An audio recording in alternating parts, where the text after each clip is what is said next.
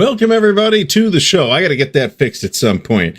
That means I got to re-render it, which means it ain't happening this week or next week.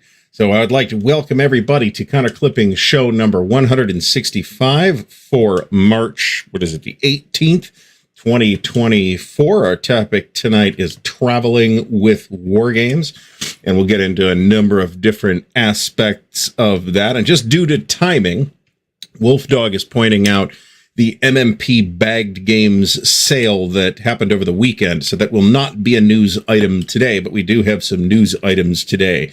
We are drinking. What are we drinking?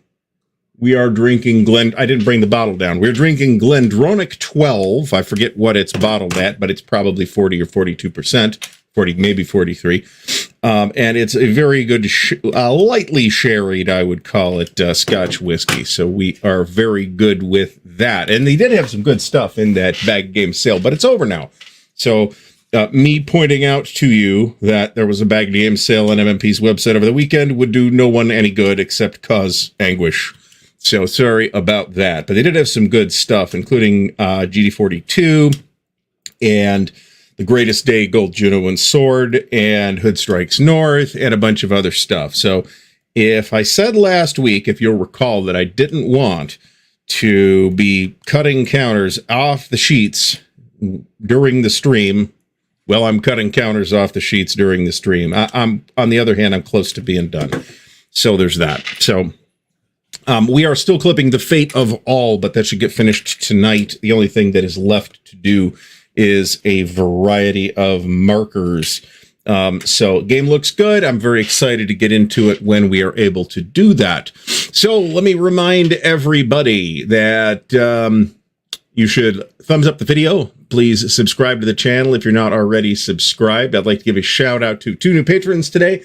That's Joseph Hammond, who stepped up at the veteran level, and Dan Webb, who stepped up at the swordsman level. So thanks, Joseph and Dan, for that. And I see we have additional attrition chits that I didn't see before. We'll get to them in a bit. So it's all good. So I want to, once again, thank everybody for coming out tonight. Super chats and super stickers are on. Jeff Beeler says it's on for a few more hours, but if I look at the Multiman Publishing website and then look at on sale stuff, I can see that the only stuff I see here are items that are on pre-order. So I'm not sure what's up with that. Somebody clearly got their signals crossed on that. And I don't know that it was me or Jeff Beeler. So Carl Crater from the Wargame Bootcamp just got the Fate of All the other day, but haven't started to clip it yet. It's a bit of a project clip. I mean, it's 5 counter sheets, so it ain't small. And extra care is required in the counter handling because of that weird coating that Thin Red Line puts on, which results in a really nice feel to the counters, but it does mean there's a little bit of extra work and brushing and all that stuff when you are dealing with the counters. Actually, though, we do have one new item from... Actually, I take that back. I think we have 2 new items to talk about on Multiman's website. So we're going to get into a bunch of news here.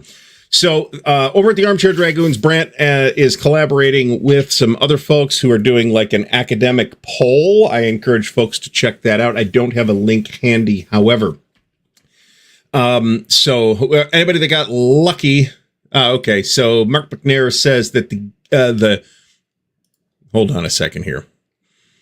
Okay, so per the announcement, the prices are in effect until just before midnight tonight, but they're not listed on the sale page on the website, so you have to go to the individual games. So go ahead and do that. They do have a section for bagged games, so let's actually have a look at that.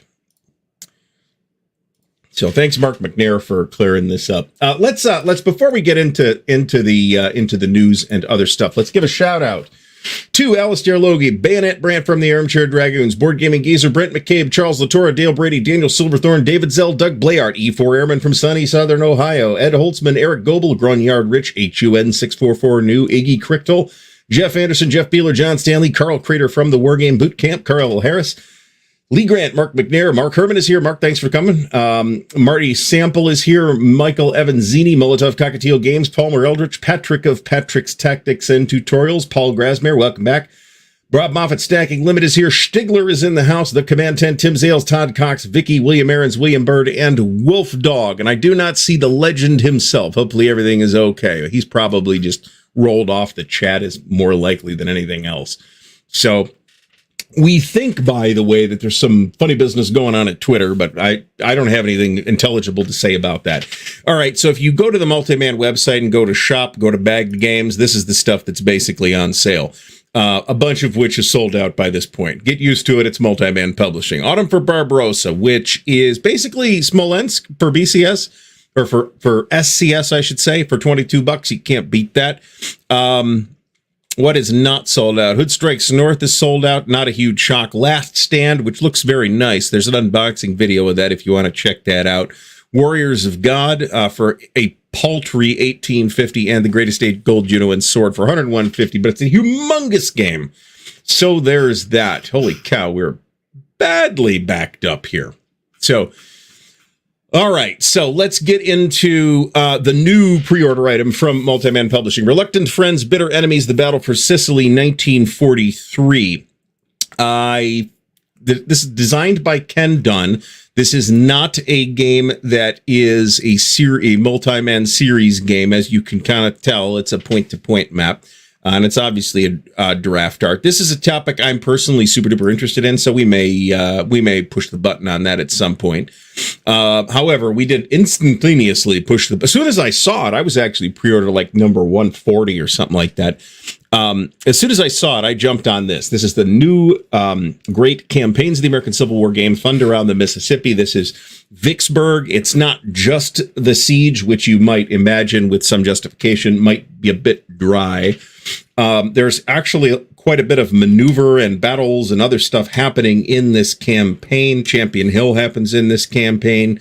So this is going to be a big deal for GCACW fans. And for those who, want to try out GCACW and we're looking for a modestly priced entry point, this is going to be your new modestly priced entry point right here. At $90. That is pretty much as cheap as a GCACW game gets at this point. Unless it's, one of the Avalon Hill ones from years ago, which is not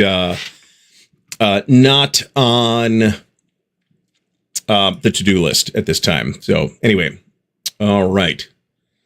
So this looks great. We're very excited about that. So what else do we have for news? Oh, there's a little thing. Let me put the ticker up. I didn't update the ticker, damn it. So if anybody wants, my email address is in here. If anybody wants to get into the Ardwulf's Lair Discord community, let me know this week. This link's not going to work. My email address is in there, and I forgot to update the ticker with the new patrons as well. We've had a busy day, and I was once again not feeling all that hot over the weekend. So there's that. All right, we do have a GMT Games update. It's going to take a little while to go through that, so I'm going to first of all pull it down, and we're going to talk about the other piece of news that I have for you today, and that is the Campaign for North Africa. We're there. All right, so a copy came up, and I think the folks who come out every week, and even just occasionally, because not everybody can do this every week live, are all awesome. I got a bunch of emails and other pings telling me, hey, there's a copy of Campaign for North Africa up on Noble Knight's website, and there was, and I ordered it. And thanks to your support through the affiliate link, I had the money to do that. So thank you so much, very much. And I was hoping it would be here today, but it is not. It looks like it is going to be here tomorrow. So I will be able to actually show it off next week, and we'll see how that goes. So once again, thanks everybody who purchased. And it moved like a lot faster than I expected it to. Let me put it that way.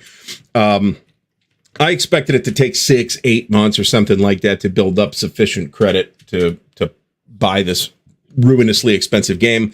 And it took, 3? So I got to figure out what the next campaign is, though. So we'll come up with something else enticing to pick up. The only other thing that I could think of that's maybe as hard to get is, or harder maybe, would be Le Grand Guerre, but I picked that up too not too long ago. So once again, thanks to everybody who used the affiliate link and therefore gave me enough store credit.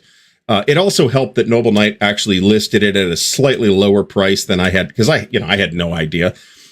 So it was a matter of, am I going to have enough when it does become available? And it did. So it all worked out. And it once again, $935, which is more than twice what I have ever spent on any gaming thing ever. And there's no way I would have done it out of pocket. There's just no way. That's just too expensive. My wife would have friggin' murdered me. So we're going to do something. You're going to see some video on that. I do not promise it in any particular timetable, but you will see some video on that sooner rather than later. Maybe as early as this week, because I think there's not going to be a show with Dan tomorrow, due to Dan getting a new job. So that's everything is fine, but I think we are going to have to reschedule the Tuesday show to a future week. So or reschedule it to oh shit! I just destroyed a counter. Reschedule it to a different day. This is why I don't like talking. I can clip with the clipper literally for hours and talk at the same time. That's no problem. It's completely mindless.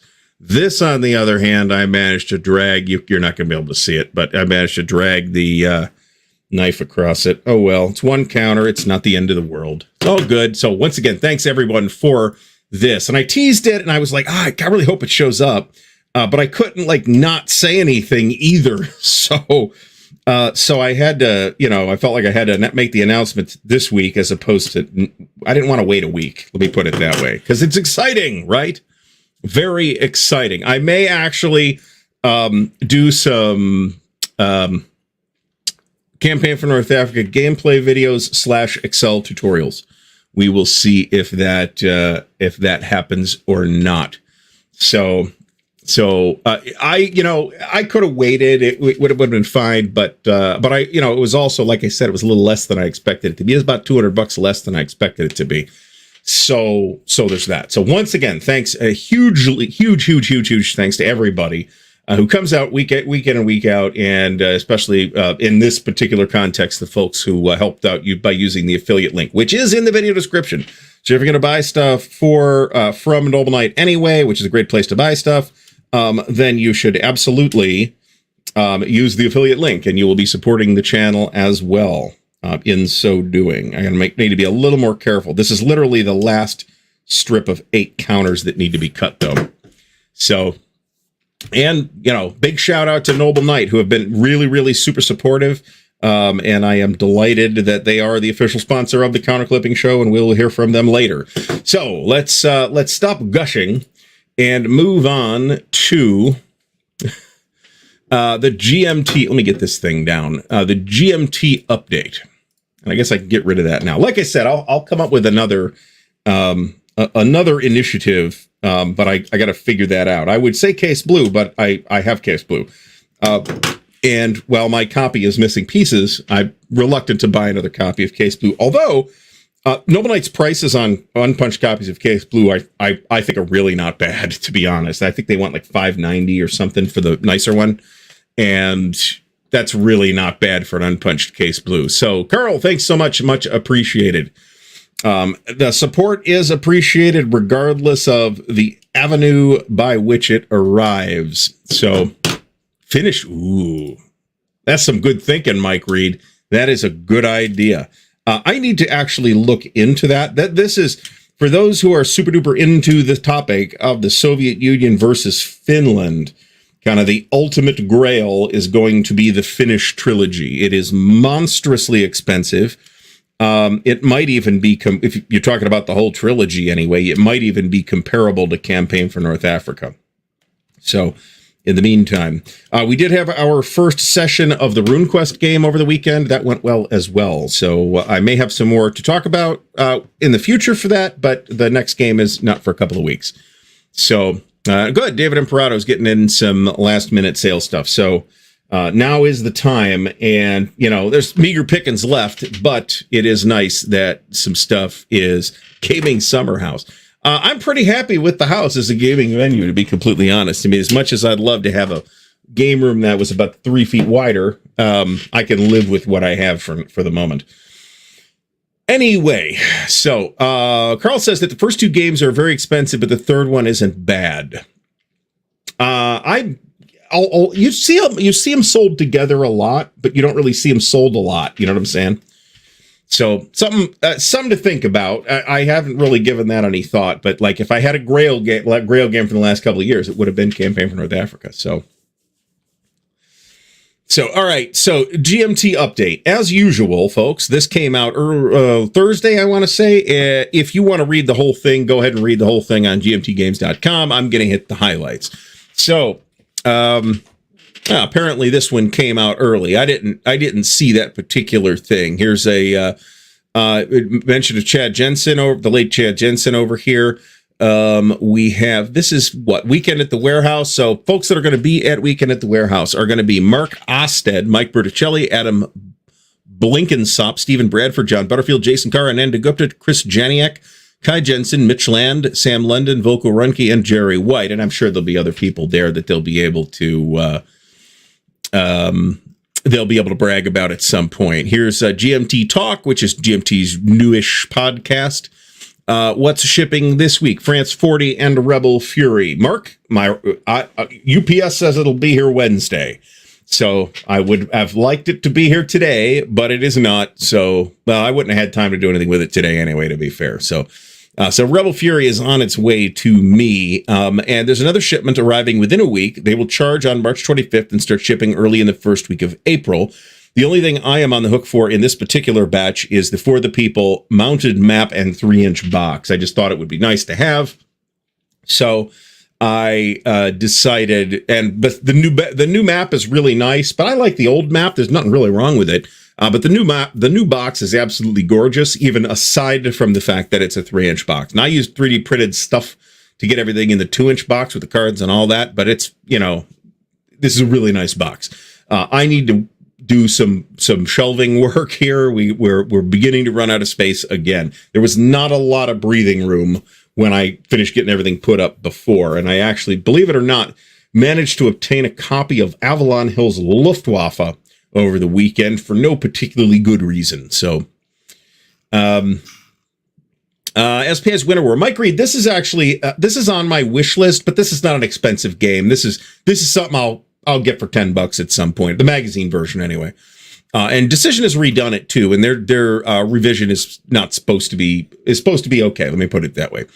All right, Fields of Fire manuals available online now, so check that out if you're in the Fields of Fire thing. Mark Miklos and RevCon 24. What is RevCon? American Revolution themed minicon inside of PresCon. Okay, that first I knew of that. So that's a thing. Now, I'll tell you what, man, I am 100%. I'm going to put this in the chat. If anybody wants to buy any of these, go ahead. I'm going to buy at least one of these. These are board game. They're blankets based on the maps from Combat Commander. Now, I'm not the world's biggest Combat Commander fan. However, I just cannot friggin' say no to this, okay? I cannot say no to this. This is going to go right out in the lounge area. So, yeah, I'm totally doing this. And, yes, she's got, this is Kai Jensen behind these, and she's got the okay from GMT to do this. So I put that in the chat if anybody wants to go hop over to these things and pick one up. I got to wait for payday, but I'm 100% buying one of these. These are sweet. All right, so play deck updates for various things. There's an update on Mark and David Doctor's Defiance game, which is coming along. Here's a banner ad for Rebel Fury, apparently. But here's some more stuff for Next War Iran, which is, yeah, there you go. There you go. Looking forward to this as well, even though I think I'm putting a freeze on the Next War games because I haven't played any of them since playing the basic game of India-Pakistan a while ago, but I haven't dumped them either. So I just got to figure out where they're gonna live, to be honest. All right. A bunch of miscellaneous stuff, new GMT vassal module updates. Here's a note from Joel Toppin about the Rebel Fury vassal module, which might actually be out right now. I mean, I would totally buy this as well. So if anybody from GMT is watching, if somebody would like to do 3 days of Gettysburg blankets, I'm all over that, folks. Somebody do that. So I think that is a fantastic idea. So designer interviews. There's GMT interviewed Joe Dewhurst and Fred Serval. Laurent interviewed Ken T. Mesa de Guerra in Spanish, so be aware of that, from Carlos Navarez, designer of Tanto Manta. Fred interviewed David Doctor, co-designer of Defiance, and we interviewed Sam London last week and the week before from Firefight Tactical. And then Matthias Kramer, designer of Lenin's Legacy, is on the board here as well, and Pushing Cardboard got Volko. So a lot of good interview fodder there. All right, let's actually start clipping here. All right, so new P500 editions. I think it was an open secret that this was coming. And this is Coast Watchers is Volko's new game, and that is what it sounds like. It is Coast Watchers in the Pacific in World War II. So that sounds pretty interesting, and Volko's got a sort of an uncanny knack for being a trend setter inside hobby wargaming. So I wouldn't be shocked if this is another system that gets adapted by other designers as well. So we will see. If we look at, let's pull these up just so we could see, since these have been up for several days. So Coast Watcher says 175 pre-orders already. The other thing is North Africa 40, which is an expansion for North Africa 41. This leads me to think that there's probably a North Africa 42 that might be coming, by the way. But this is like a prequel expansion for North Africa 41 from Mark Simonich. So this is kind of a must buy, to be honest. If you're into the Simonich games, and everybody basically should be. So it's got a rule book, a counter sheet, a whole counter sheet at that, a turn record track for the 1940 campaign, play raid cards, setup cards, and some stuff. So this looks good. I will certainly pick this up at some point. Moving back to the update, the other new P500s are all reprints. Second printing of Arquebus. I am delighted to see a second printing of Arquebus. This is game 4 in the Men of Iron series. I really want to see this series, even though its designer, Richard Berg, is no longer with us. I would really like to see this series and a number of other Berg efforts, frankly, be continued. And a couple of those are well in hand. GBACW as a running affair, for example, is well in hand. So I am delighted that Arquebus is going to get a reprint. Also reprints of Plains Indian Wars, which is very well regarded, but I personally don't know a whole lot about, other than that it's about the Plains Indian Wars, and Russian campaign mounted maps. And that version of Russian campaign is a very nice version of Russian campaign as well. All right, what's going on now in the chat?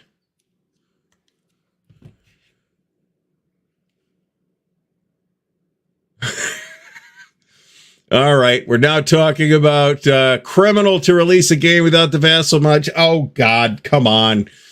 I admit it's not optimal, but it's criminal is it's just a tiny bit of a stretch, okay? Not everybody has professional vassal module designers at hand to work on this stuff. So we've already gone through the John Stanley. Thank you so much. Much appreciated. Have a rescue. That's a good idea, though, isn't it? Rescue of PT 109 scenario. I don't know, but that's a terrific idea. Molotov Cockatiel says, Arquebus has the nicest looking maps in the series. Okay, I'll buy that. So, the new C3I is also available, by the way. I've got to get that ordered, and the last one too. So John Stanley, thank you so much, but I think this is a fantastic idea. All right, so next up, well, we saw that already. New P500s on the horizon. Mark, if you want to give us a little teaser or hint on this, that'd be great. A new game from Mark Herman, the 4th game in the already popular coin-adjacent ICS series, a new game in the Hellenes system. That is I thought that was not going to happen anytime soon. And 2 American Revolution themed games. That could be anything. That could be new. Now, I am not disputing the importance of getting the vassal module out. I absolutely agree that that's pretty important. But we're being a little bit hyperbolic here. This is in limbo as far as I can tell. We'll see it in a minute. All right. Coming events, Spring 24 weekend at the warehouse. Info on that. We have Game More in Oregon. That's coming up as well. Why are all these damn conventions in the first half of the year, by the way? You certainly, in this case, yes, that's absolutely true. There are individual designers who have gone out on their own to pay somebody to do a vassal module unasked, but that's unusual. All right, where is this? This is Convención Vassal Forever 2024, immersive weekend dedicated to historical board games.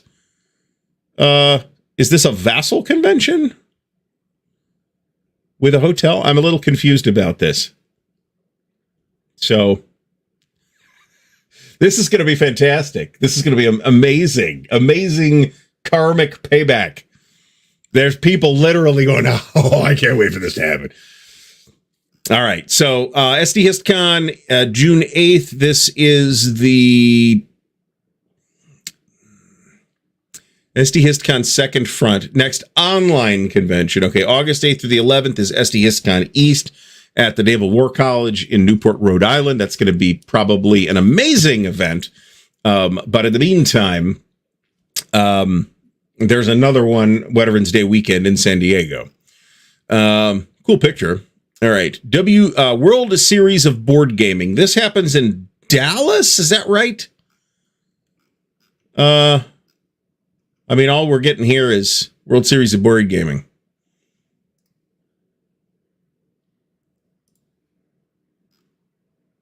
All right. That's definitely Las Vegas. And $25,000 prize purse. So that sounds fancy. So check that out if you're interested. I doubt there'll be a campaign for North Africa event. All right. Ned, Mark has some videos for how to play Rebel Fury as well. So if you like me, have that come and check that out as well.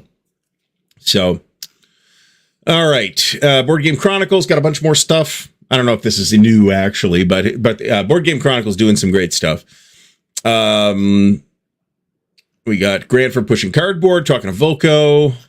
What else do we got? Oh, there's an article on the new 3 Days of Gettysburg. If you, like me, are waiting excitedly for that, you may want to read that article. I did. Get some water here. All right. All right. And here we are up at the shipping update. So, shipping now. And I assume they're done because mine shipped. So if yours is not yet in your hands, it's probably in the mail. France 40 second edition and the France 40 mounted map. Now, I believe there's been some revision to France 40 from the previous edition, so check that out. And Rebel Fury. Next charges and shipments, arriving roughly March 20th. They're going to charge for it March 25th, and they will ship it in early April. This includes all the same stuff we've been reading off for the last couple of months. Clash of Sovereigns / Clash of Monarchs, double-sided mounted map, and Clash of Sovereigns update kit.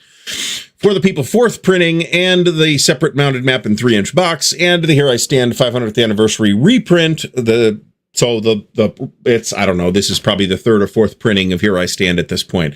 And Washington's War 3rd printing, which is another nice Mark Herman game, by the way, that is worth a look. All right, so leaving port late this month, a Jest of Robin Hood, Bayonets, and Tomahawk 2nd printing.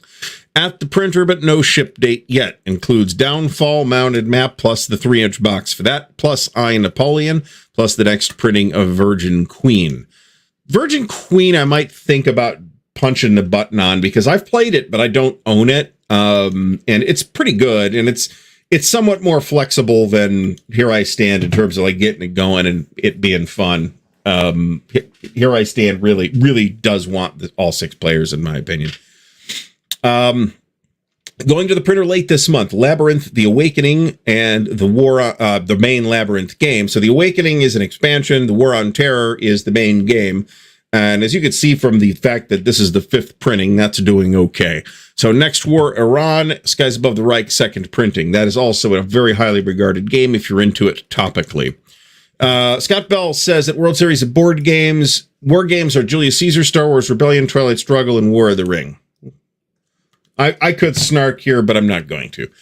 All right, in final art and proofing, which according to the prospectus here means that it's 1 to 2 months away from going to print. So this stuff's pretty close, and we should see this stuff by mid-year. Commands and Colors Medieval Expansion 1, Congress of Vienna. That looks pretty interesting, by the way. Holland 44 2nd printing. I would totally buy that if I didn't own it already. It is fantastic. Red Dust Rebellion, Space Empires, All Good Things, Space Empires 5th printing, and the 2 Space Empires expansions. Of all that stuff, the only thing I need is All Good Things. So unless they're going to do a bigger box or something like that. And I think All Good Things actually is going to come in a 4-inch box too. So that's good. Talon 3rd printing, which is integrable. I don't know what the right word would be with Space Empires. I don't think that's really worth doing. That's my personal take on that. The snark is just that, Scott Bell says the war games are, where's the post? God damn it. I was just going to make fun of some of those games not being war games, but that is not a quip that's even worth anybody's time. All right, in final art and proofing, 3 to 4 months away from going to print. And if Wolfpack is in the previous category, if I didn't say that out loud, 3 to 4 months away from going to print. Command and Colors, Napoleonics, Grand Battles. That's the thing we've been waiting for. Fields of Fire Deluxe, an update kit for that. Fighting Formations, US 29th. In the Shadows, which is that French resistance game. Mr. President 2nd edition, plus the update kit for that. The No Retreat Russian Front Deluxe, 3rd printing. That is a very highly regarded game that I did try to get into, and I tried, and then I tried again, and I tried again, and I failed all 3 times, so it went away, and it went to somebody who presumably will have more fun with it than me.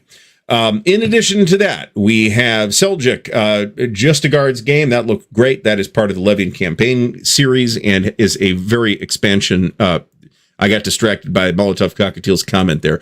It is a very interesting topic. And the Battle for Normandy Deluxe Edition. Now, we were arguing about this at the live game this past week. I think it's possible we will see that new Deluxe Edition Battle for Normandy before the end of the year.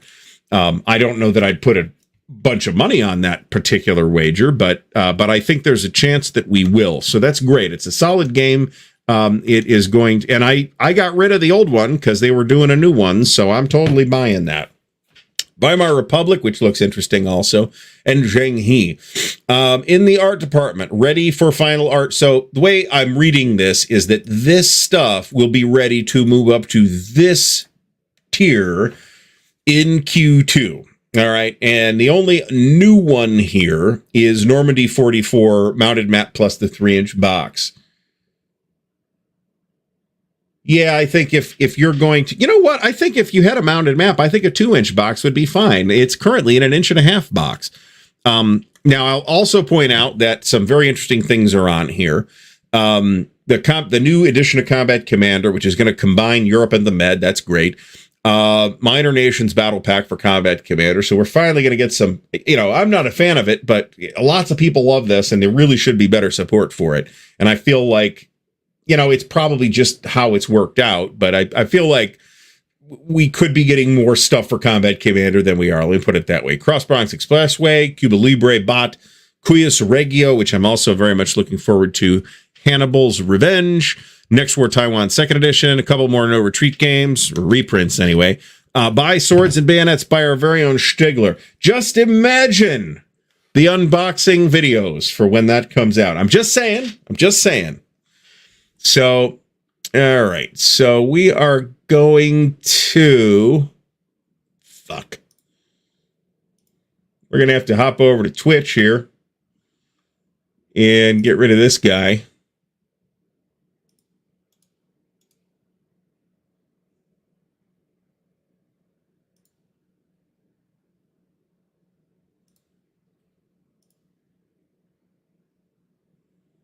bear with me here, folks.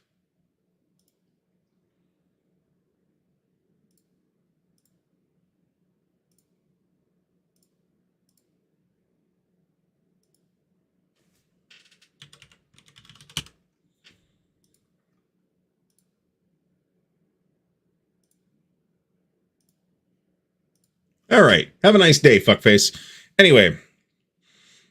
All right. So back over here. And Thunderbolt is in this this tier as well. So in the art department, ready for final art and proofing Q3. Should I just not bother to do Twitch anymore? I probably should just cut it. We do have 206 people watching, so I'd like to thank everybody for coming out today. Be sure to like the video and subscribe to the channel if you haven't already. All right. 1848 Springtime of Nations. Now, this stuff is not going to get moved up, like sent to the printer until at the very earliest, very late this year. So I wouldn't expect to see any of this stuff this year. I think this is 2025 stuff. That's a guess, but you know, it's probably not wildly, not you. It's probably not wildly off. All right. So Springtime of Nations. You can't, John, nobody can see it but me. You guys are only in on YouTube. Sorry about that.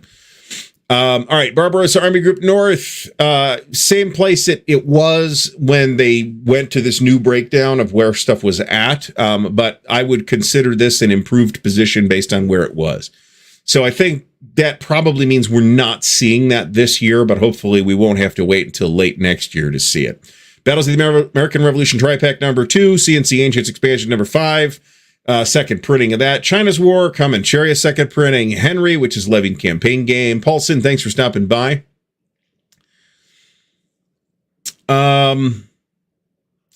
It's one of my favorites. Normandy 44 is one of my favorites as well, by the way. So, Hubris, that's Morgan's game. That's about the successors to Alexander's Empire. I'm looking forward to that. Infernal Machine, which actually looks pretty interesting. Red Winter, Silent Victory, Tank Duel, Tank Pack number 2, Bell of Treason, The Hunters, fourth printing, The Pure Land, 3 Days of Gettysburg Deluxe Edition, and a Triumvir. Several of those are interesting to me. In the art department, ready for final art and proofing in early 2025, includes Away Team. That's John Butterfield's next out of GMT. That's going to be a probably must-buy, to be blunt. Bear Trap, which we've done an interview with the designer of that. Decisive Action. Fields of Fire, Volume 3, the Parachute Regiment. That actually looks interesting as well, and that may be a good place to get into Fields of Fire. No Retreat 5, the Western Front. The Battle for Sicily, that is a Dan Holt game. That's the same system, at least the same basic system as the Battle for Normandy. This, if you'll recall, was an item that was pulled off of GMT's P500, and it has just recently reappeared now that the designer is ready to proceed with it. So which I am delighted by. So I do think the chances are excellent that we will see that next year. And then ready for art pending artist assignment is Expansion or Extinction, which, as I recall, is the Space 4X version of Triumph and Tragedy. Stigler, make sure we get 3 Days of Gettysburg by Christmas. It has been requested in the chat, so see to it.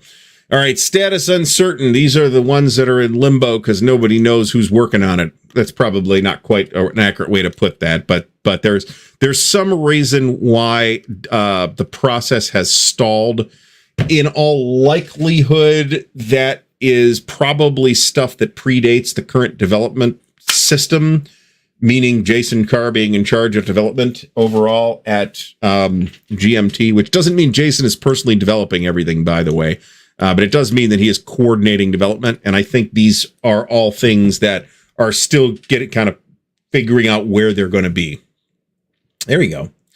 Carl has got to playtest Infernal Machine. Yeah, I'm not really big on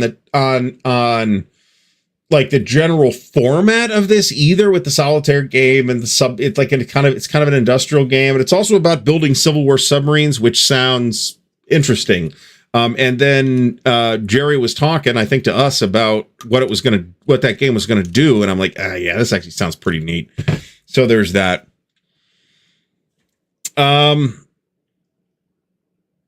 All right, no, Stigler, we will accept no excuses from you. You've got to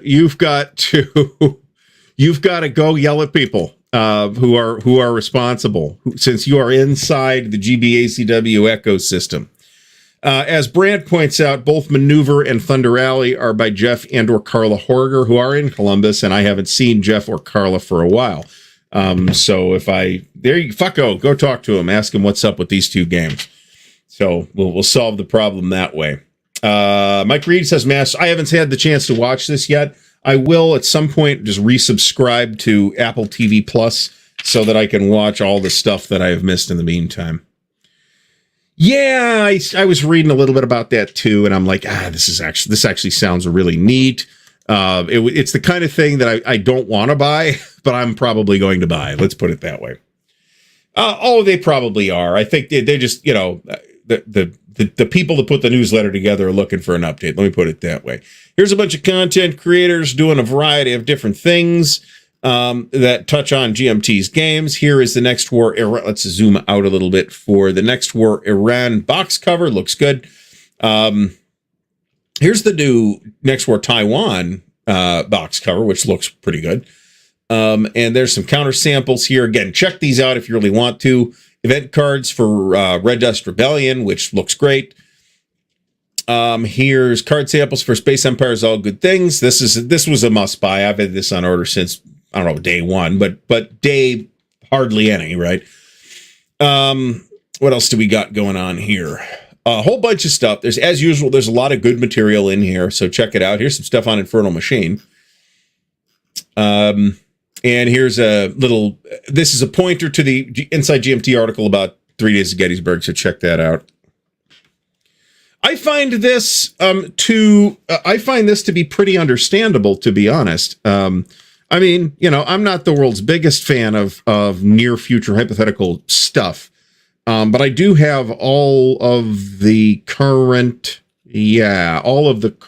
Next War games. I think I might be missing one of the expansions, but that's okay. All right, and then here's reprint tracking for anybody curious about this. At this point, the only one I was really, when it comes to this display, the only one I was really paying close attention to was Roads to Leningrad 2nd edition, because I was really wanting it to come out, and it didn't. So it just didn't make enough noise from GMT, unfortunately. So there you go. Mark is sticking with Three Dog Original Edition. So I assume, Mark, you mean Three Dog First Edition rather than Terrible Swift Sword. I have never owned that, so I can't tell you. I have only owned the third and played the 3rd edition. Wolfdog says, is the original Battle Cry stuck in Hasbro hell? I would assume that this is the case. On the other hand, if you are going to make it to Origins, Renegade Games will be there. And if Renegade Games has a deal with Hasbro to do a variety of Hasbro things that Hasbro owns, I know you know the difference. I'm just asking for the sake of clarity for the audience, of course.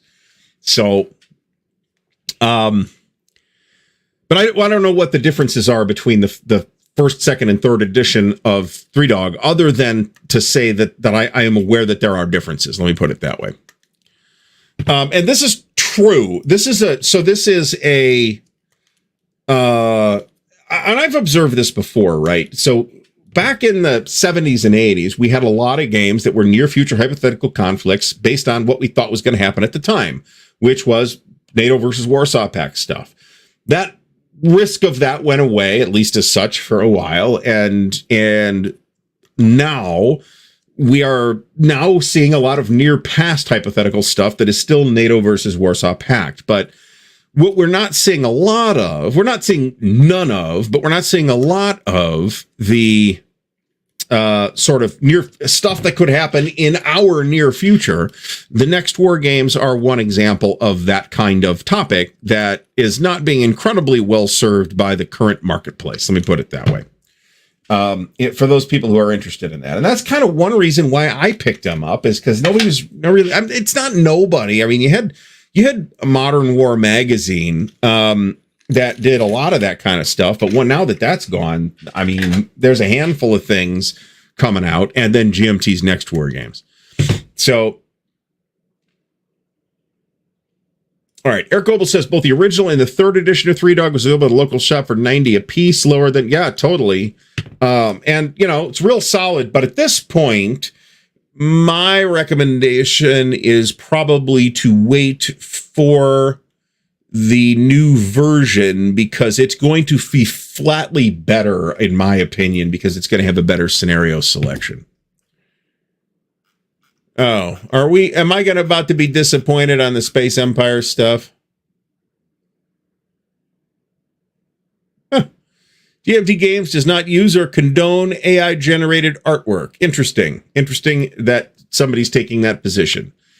John Stanley, thank you so much once again for the support. It is appreciated. And he wonders if in a few years we'll be waiting for a game about drones. I am positive that we will in fact see that. So this is, look, I'm not going to tell anybody what to do on the AI art subject, right? This is a topic that has not really touched wargaming very much yet, but that will change sooner or later, and we're talking sooner. So this is a question that consumers and publishers and designers and artists are going to have to deal with one way or the other. We are, just as I'm just making an observation here, we are in a niche hobby where all of the commercial entities are really, really small companies. And so I understand the financial incentives to use the AI tools. At the same time, I think there's many legitimate concerns that have been raised. I don't consider myself to be an expert on this subject, so I'm really reluctant to get into it particularly in depth. I will also, again, I'm just observing here, you can't fucking boycott everybody, okay? You just can't. So, you got to make decisions. I leave it to each individual to make their own decisions regarding who's using AI art and who's not. So, I can tell you, Brand, I can verify that while I don't know that it's made a ton of noise because it's a war game after all, and it's they printed 300 of these things. There are some people who are quite upset about this, actually. I can verify that. So, and I'm not saying that those people are wrong. I'm just saying, make up your mind. But, if that means you got to do some legwork and do some reading on what's actually going on and what the concerns are and what the rebuttals to those concerns are, then by all means do that. I'm just telling you that I am not, I don't feel myself well equipped enough, conversant enough with the topic to do that. So I am content from where I'm sitting to, if I see that a game is using AI art, I'm going to mention it if that game comes up, and people can make their own decisions. So, all right, Fidelis, welcome to the show. I'd heard that Battlecry would move to GMT, but given the time span that the CNC settles have taken, it'll be a long time. Maybe Compass will snatch it up. Well, Compass has done a game with Richard Borg as well. They did Commands and Colors Tricorn, which is great.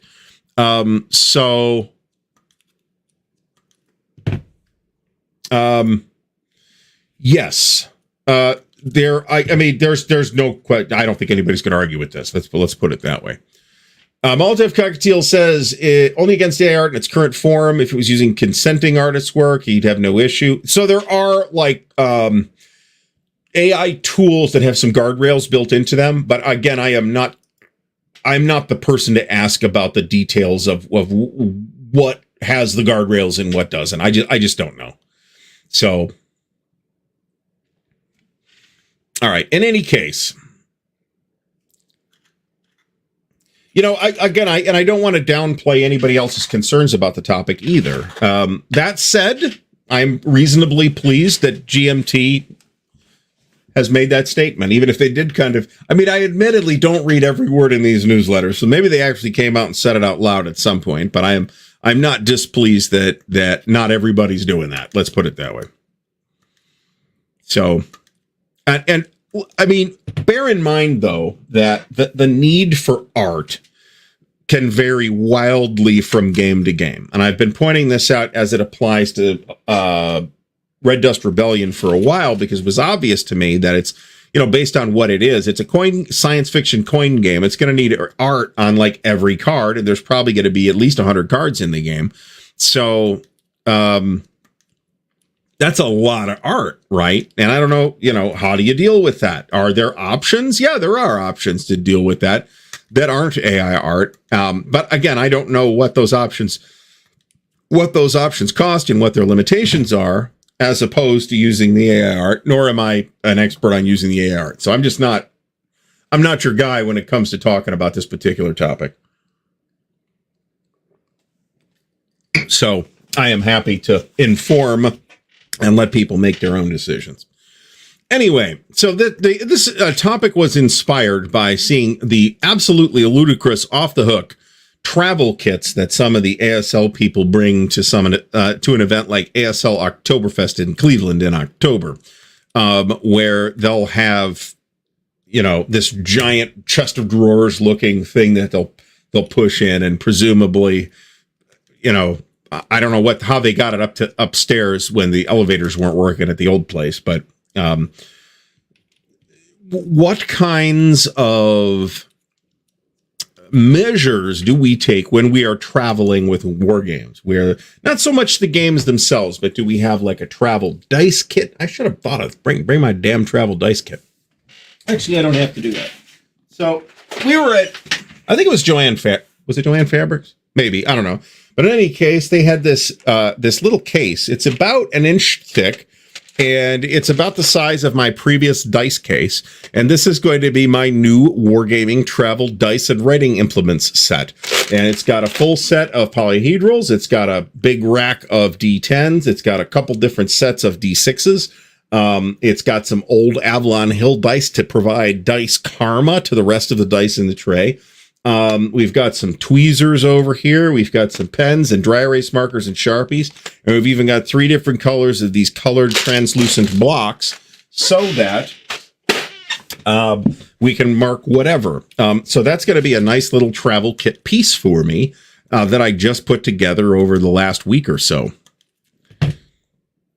I have experimented a little bit with ChatGPT, just kind of see what it would give me. And mostly it gives me bullshit. ASL travel kits with lumbar support. Yeah, I'm thinking more along the lines of ASL travel kits with a fucking crane, because that's how big some of those quote unquote travel sets are. They're absolutely nutty. This is, I think I said it this way. This is the Wargaming travel kit, not the RPG travel kit.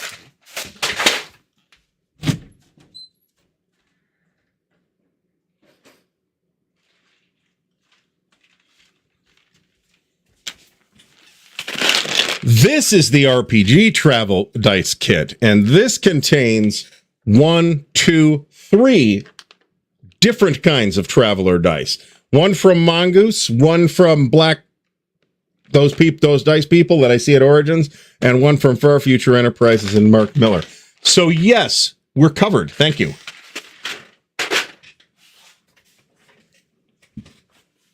Now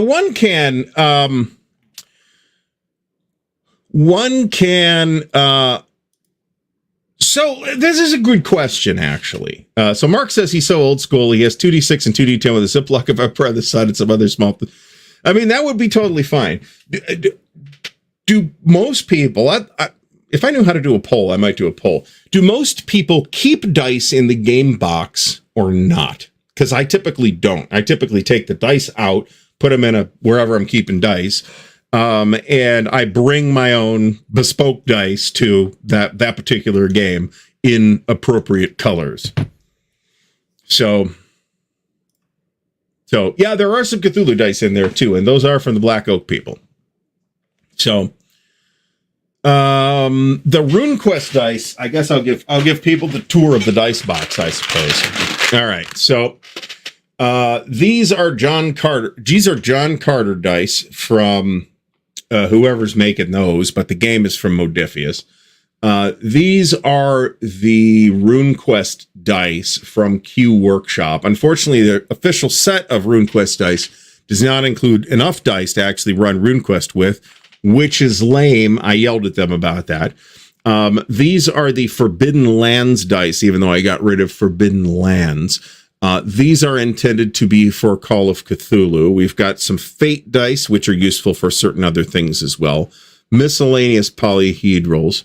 A couple of odds and ends D10s. These are D10s numbered 1 to 10 as opposed to 0 to 9. We've got some extra wargaming D6s just in case we need those. We've got the very special pair of percentile dice that were rolled by Gary Gygax himself. We've got my ancient, believe it or not, these are my old Powers and Perils dice. I love these dice. We've got some miscellaneous D10s, just because I happen to like them. We've got some percentile dice. We've got a bunch of D20s. We've got some more Black Oak dice over here for general fantasy. Here's an extra set of polyhedrals for, say I'm kidnapped and forced to play D&D. And then here's some big D6s over here. So plus pencils, an extra pair of tweezers just in case, right? You never know when a war game might break out. Highlighters and writing utensils and erasers and all that. Yeah, I'm covered on that. That is not a problem. All right, so let's see how we're doing here. All right, Alistair Logie keeps the dice with the original game. Ed Holtzman asks about the Droin game on Kickstarter not too long ago. I should check into that because I backed that and haven't heard anything. Molotov Cockatiel is a gas that you'd take the dice out of the game. I do this almost every time. Mark, Ziploc version and the side pocket. There you go. I mean, yeah, you know, for the vast majority of war games, all you really need is a couple of D6s anyway, right? And I can absolutely get behind the idea of not overthinking it. Stigler has a bunch of 40-year-old polyhedral dice in 5th edition D&D white box, all loose. I'm so confused by this entire post, Stigler, just so you know. So is it 40-year-old? Are they old dice in a new game box? But there's no 5th edition white box that I'm aware of, unless they did something that I don't know about, which is plausible. I don't know. Perfidious Albion says the ASL travel kit is more easily reduced by bringing all of ASL starter kits plus Beyond Valor in the rule book. I mean, if I was traveling with ASL, I would bring a rule book, Germans and Russians, and that would be it. And if I wanted to play something else, I would just assume that people were going to be there with the other stuff that we wanted to do. All right, Carl keeps the dice in the box. Jonathan Dyer keeps the dice in the box. Stacking Limit keeps the dice in the box. Mentoring Mike keeps the dice in the box. John Longshore never opens the box. Mike, I am apparently I'm in a minority here. Bran had to add dice to Brief Border Wars, rolling 8d6 versus 6d6. Game comes with 2. I mean, I'm fine with that. I mean, I played Champions. I've seen it all. 8d6 and 6d6 in Champions terms is totally child play. Mark G says usually throws away the small MMP dice. I like the small MMP dice, and I went out of my way to order extras because I know where they come from. The Kaplow, I don't know if they make them or not, but Kaplow has those exact same dice in the same colors that MMP uses, as well as green, which I've also actually never seen out of MMP. And I want them in 3 different colors anyway. So yeah, those are like my standard issue wargaming dice, to be honest. John Stanley says the bag games don't come with dice. This is true. Jeff Beeler, where are my 80s RPG dice? Maybe I'll do a video on this, because not only do I have 80s RPG dice, I have 70s RPG dice. They are, however, not handy. They are in the cabinet in the other room. Because I'm not transporting those. You know how well those wore, and those would be destroyed very quickly if I actually kept them rattling around in a bag. Chris Smith leaves the dice in the box. John Longshore only uses SPI's micro dice. I don't have very many of those, and I have shockingly few Avalon Hill dice, actually. And I'm not sure, maybe I should go through my Avalon Hill games and see which games have dice in the box, because I have very few of those old Avalon Hill dice, and I'm not sure why. I should have a shit ton of those. Crown Royal bags. Cool. The cool thing about buying that the Crown Royal dice bags is you get a free bottle of whiskey with it. That's just John Carter. What a game! I actually know the designer. Jack Norris is the designer, or at least one of the designers. I'm not sure if that's a solitary effort on his part. It's a really nice game. It is. I feel like it's a little bit less mature implementation of the 2D20 Modifius house system than we have seen in more recent games. This is a thing I might think about for another campaign, if you will, as actually doing the Dune RPG stuff from Modifius. I did pick up the PDF stuff when it was on bundle, either Bundle of Holding or Humble Bundle, which I think is still up. All right, so we're making good progress here. Formula Day. I've never seen this game. I mean, I've seen the game, but I've never played the game, never taken a particular interest in the game, so I'll assume the dice are cool and take your word for it. Good call on this one. Yeah, Victory in the Pacific War at Sea. You do need quite a few dice for this. I could see having a lot of those. So I actually took Joe. You're a man after my own heart here. You see these D10s? Those are my GTS D10s, color coded. So, in fact, when I was putting this together, I was like, where's the orange die? I know I have an orange die, and it was in one of the GTS boxes, so I had to actually take that set out. So, no, I am all about using either thematically appropriate or useful colors of dice. Usually thematically appropriate is sufficient, but I don't want to go grab Napoleonic Wars off the shelf, but I have about 20 of each faction color dice in the Napoleonic Wars box. And I do in the Here I Stand box as well. It was hard for Here I Stand because one of the faction colors in Here I Stand is brown. It's very difficult to find brown dice. Like cream colored dice, yeah, you can find those. There you go. Even H.P. Lovecraft himself was inconsistent about this, so it is fine. I think they're still selling this material, Brandt. You may be thinking of Conan, which they did lose the license for. So I can tell you that they had to stop selling the Conan stuff, but they are still selling the John Carter stuff. Mark Herman got to play with Gary, which is awesome. I did too, but it wasn't D&D at the time. It was actually Dangerous Journeys, which was Gary's new jam at the time. But, you know, it was a cool, and that is, in fact, the game at which Gary rolled those 2 percentile dice. I have got, yes, I just brought a dice tower, but I also brought that dice spinner thing to Winterfest.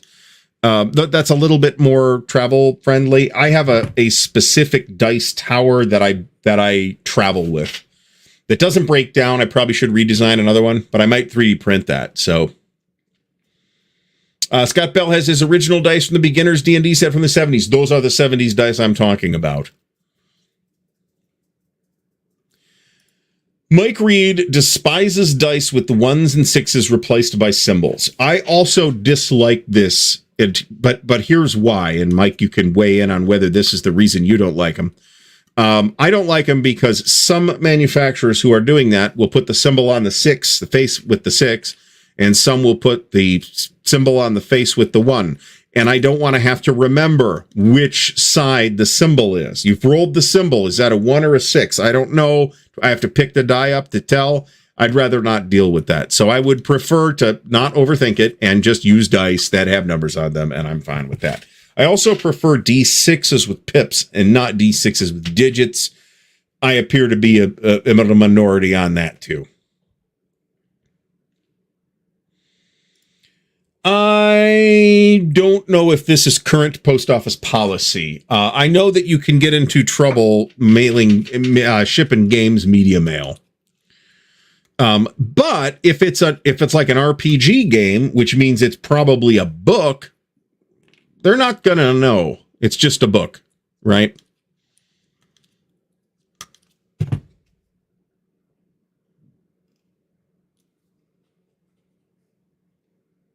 Fifth edition white box is? I have no idea what a fifth edition white box is. White box is the original D&D that has the old stuff. I'm not sure what white box they did for fifth edition. They did a white slipcase of some expansions for fifth edition. I know that.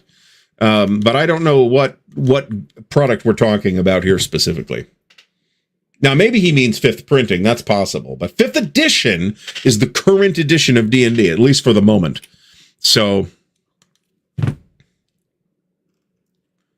okay. So fifth printing white box OD&D. That's how we would describe that product. That is a different thing entirely. And it was the terminology fifth edition that threw me here.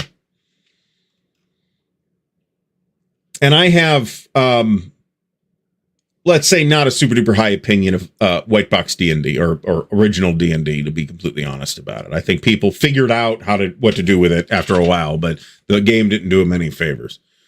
That's a thing I could go 2 hours on that, and we're not going to do that. So even the artwork that is copied, literally traced directly out of Doctor Strange comics. How about that art? That art is fine, right? Not that TSR was the only people to ever do that. Avalon Hill got caught doing that too. Not that anybody at Avalon Hill knew, but the artist did. Powers and Perils. All right. Fidelis subs in fancy dice, but the original dice stay with the game. Eric Hansen played Champions just yesterday. Tablet is so much easier to take than the foliage. I totally agree with this. At this point, my recommendation for anybody who needs the ASL rulebook is to buy the digital version off a drive-through RPG and then never worry about it again, because it is going to be updated when they update it. You don't have to worry about getting the latest errata pages or other bullshit. It's going to save you a lot of grief, and it is searchable. So while I like having a physical book at the table, I'm willing to make an exception in the case of ASL. All right. Oh, this is John Brandt. Yes, I know exactly who this is. This is John Peterson, actually. John Peterson has a YouTube channel. He doesn't do a lot of content. John Peterson of Playing at the World fame, which is a book. There's a new edition of Playing at the World coming out, by the way, that's going to be this year sometime, I think. But yes, that's that John Peterson. I mean, anybody that's buying a decent amount of stuff will have plenty of Avalon Hill stuff, because certainly some Avalon Hill stuff that'll happen, right? All right. So, Mark, thank you so much for becoming a patron. I much appreciate it. The support is always appreciated. It's always cool when it happens during the stream too, which doesn't happen all that often, but there we are. All right. I do have some, Christopher Smith, thanks for stopping by. I do have some casino dice. And they're nice, but they're kind of bulky. So I normally don't tote them around. I've been to Las Vegas enough that I do in fact have casino dice, and you can get them in different colors nowadays too. They're not all red like they used to be.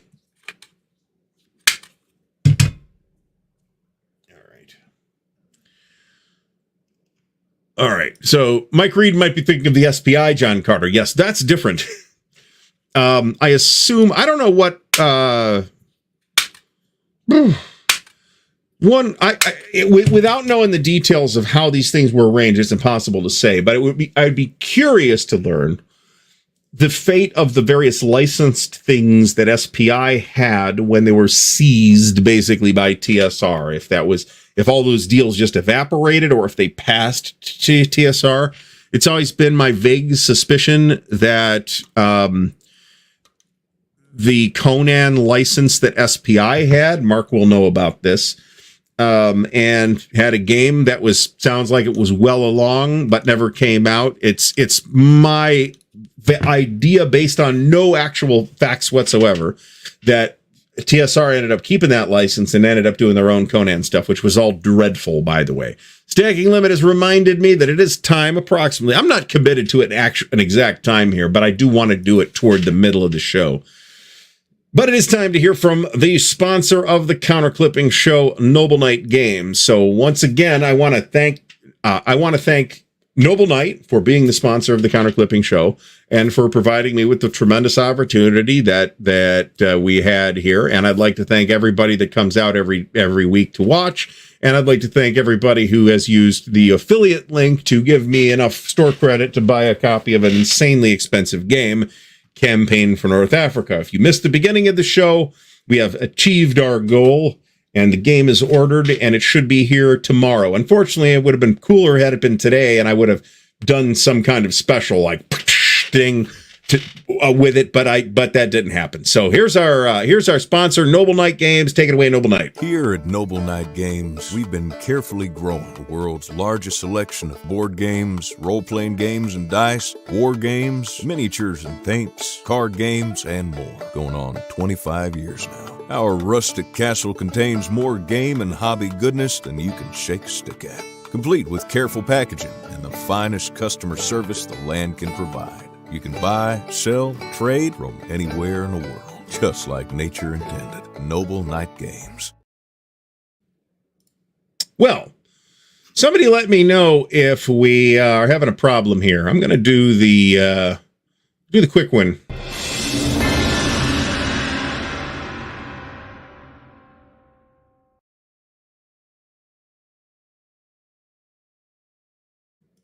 I had some kind of browser fart just happen there. I'm not sure what just happened. So, all right. So let's see. Cthulhu is pronounced basically however you feel like pronouncing it, to be completely honest. I'm looking for yes. And guess where I found the brown die? Noble Knight. In the store, when we were physically there a couple of years ago, I actually found brown dice that I was able to use for whatever game I was looking for brown dice for, which would have been Greatest Day at the time. So I did this to Wolf Dog. I ordered, when they were available on eBay, I bought 3 sets of the wooden CNC Napoleonics dice. I strongly don't like the dice that come with those, at least the dice that came with those. I think they might be trying harder at it now.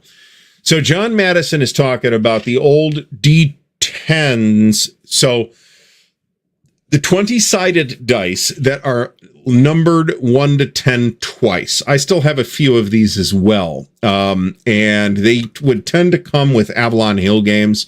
I may have gotten one of those with, say, Universe or something like that as well.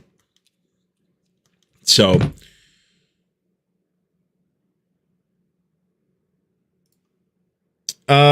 yes, there is. You can float them in a glass of water. That actually will give you a sense of whether one side is out of balance or not. So, Fidelis has a special D6 for B17 Queen of the Skies and belonged to one of the Avalon Hill playtesters. I can see that. That's completely understandable. That's why I keep the Gary Gygax rolled dice in their own little compartment, to be honest about it.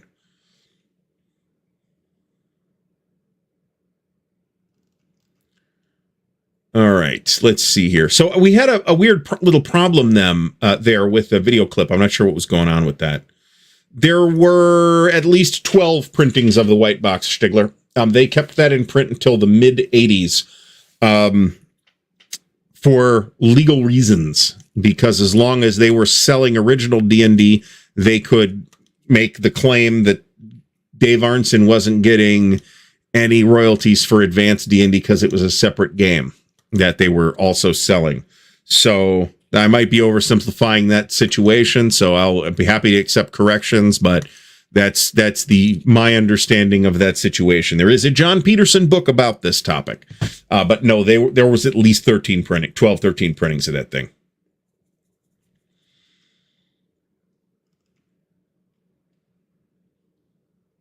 All right. Yes, these are the dice I'm thinking of. The old putty dice that you could paint them or not, but you could also use fill in the things with crayon.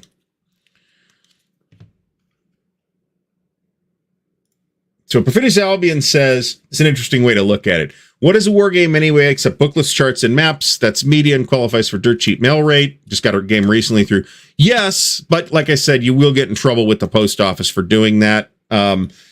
Again, there's certain types, like book games, you can totally get away with this, but box games, I won't do it that way. I'm not going to deal with having the feds coming to check me out because I tried to mail a $10 game somewhere using media mail. No, thank you.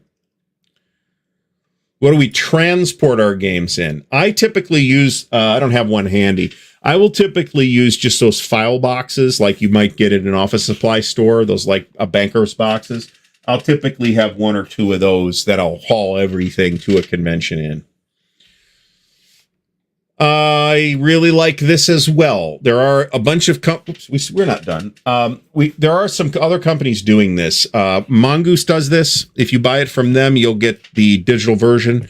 I think Modifius does this too, but I'm a little confused because I don't have as much stuff from Modifius as I do from Mongoose for obvious reasons. But I really like that. Perfidious Albion says a lot of McGowan's graphic work is based off public domain photos. More recent photos does require permission and license fees for fair use. I am not. This is another one of those. I'm not qualified to comment on exactly what legal measures Roger took in using those what were presumably public domain photographs. So, okay, so. Mike Reed was, in fact, talking about the SPI John Carter game, which does make more sense given the comment, actually. Alistair Logie asked if the ASL rulebook ever goes on sale. I don't think I've ever seen it on sale, but I haven't really checked either, so. All right. Perfidious Albion used to haul an enormous backpack for Starfleet battles. All the ship SSD was backbreaking. So, board game tables... I think that's the name of the company, Board Game Tables, who make board game tables, also make board game backpacks to transport board games in. And Wargames totally fit in these. And I do, in fact, have one of those because it was like some kind of loss leader item at Origins one year, and they were selling them for like $20. And I'm like, well, hell, I'll take one of those for $20. I have never taken it to a convention. It is sitting upstairs with my VR headset stuff in it. That is where it is. So Mark says, as far as he knows, all the deals are based on the game staying in print and being renewed. Conan license went with the label, but was resold. There you go. So that's the definitive word on that as far as anybody knows.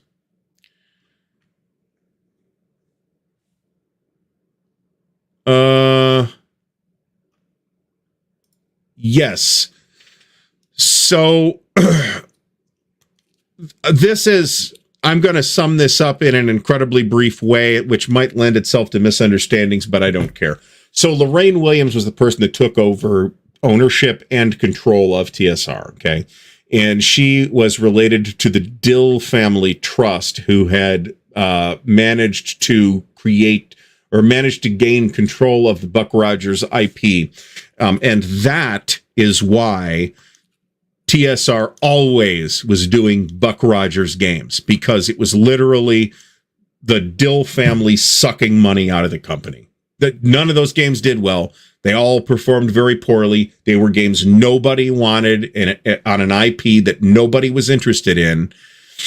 It was just a way for her family to suck money out of the company. So happy to accept a correction on that statement, but that is basically what it is. Not saying it was illegal. As far as I know, it was totally legal, but that's basically what happened. So, all right, I'm glad the ads played, but I was confused when it stopped playing on my side. We are drinking Glendronach 12-year sherried single malt scotch. It is excellent. And I haven't touched it in a long time. All right, Brand, thanks for stopping by. I suppose this is true, but I need a specific kind of brown dice. You know what I'm saying?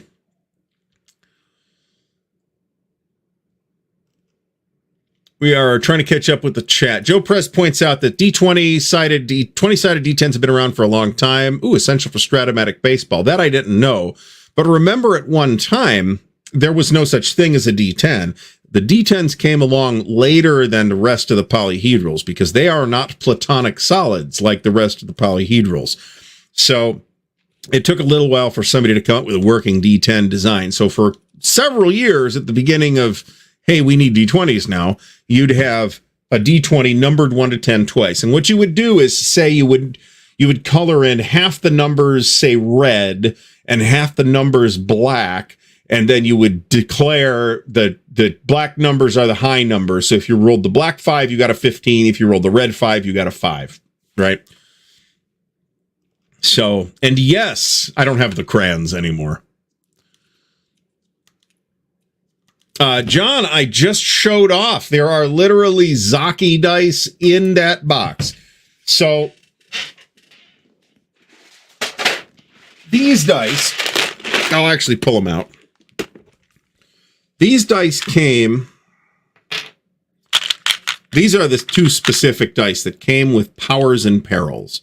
And they are Zaki percentile dice. And I love these dice. They're great. And I've gotten a few more of them over the years, and they're all here. There's even a D8 here. But those two specific ones are the ones that came in my original copy of Powers and Perils, which I, by the way, still have. So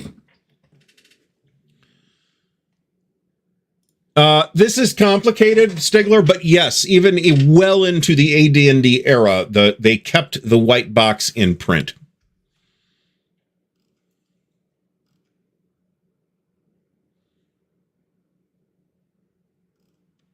All right, we're trying to catch up on the chat here, so.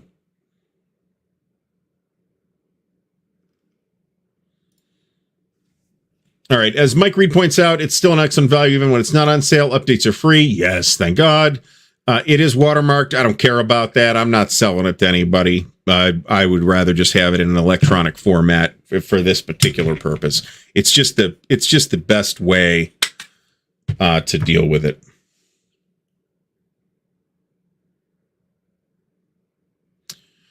Oh, now I don't want to even go into this because I was exactly the right age when the Gil Gerard Buck Rogers was on, but it was not a popular show. Mark Herman says that he discovered from his last SPI paycheck that he'd been a TSR employee for 2 days, quit in the morning of the next. There you go. There you go. That didn't go over well. Let's put it that way. The TSR takeover. Let me put it that way.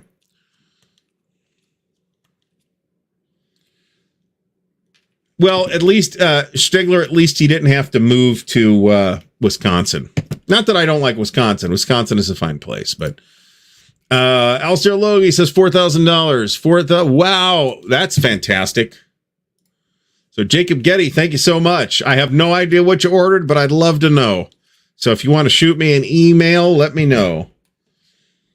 That is amazing. I got one of these for Christmas. I have never owned one of these ridiculous golf ball things until somebody got me one for Christmas this past Christmas. So I did not have a 100-sided Zakihedron until past age 50, and I'm never going to use it because it's going to roll off the friggin' table. I've got D30s. I've got a fair number of D30s. I've got some D24s and D16s and all kind of weird dice. The D100 is a golf ball. I'm not dealing with it. These aren't the new ones. These are just the sprue marks, right? For like Chessex or whoever else is making dice, they're just going to throw the dice in a tumbler for a while to shear those off. Zaki never did that, so you'd have that little rough spot. I got around that on those specific dice by just very carefully trimming that extra plastic off with a scalpel. So, and yes, I have scalpels.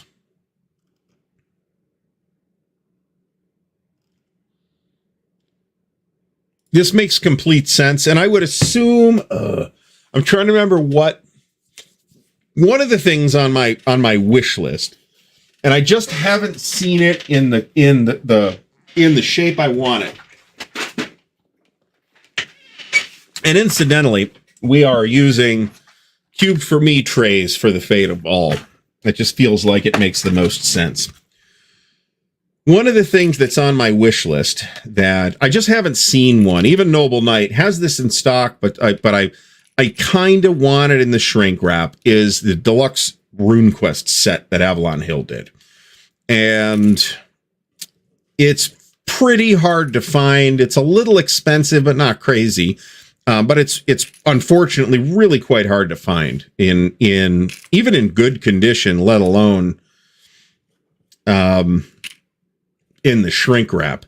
But I don't really have a clear recollection of what dice came in that, to be honest. And I'm not sure why. So the plan here is that, whoops, we screwed it up. The plan here is that markers go in this slightly smaller tray. Units go in this larger tray. So this is done except for the stuff that's not, right? So these are ready to go, but I think I'm not getting any more clipping in tonight since it's 9:30. So we will just chat for the remainder of the evening.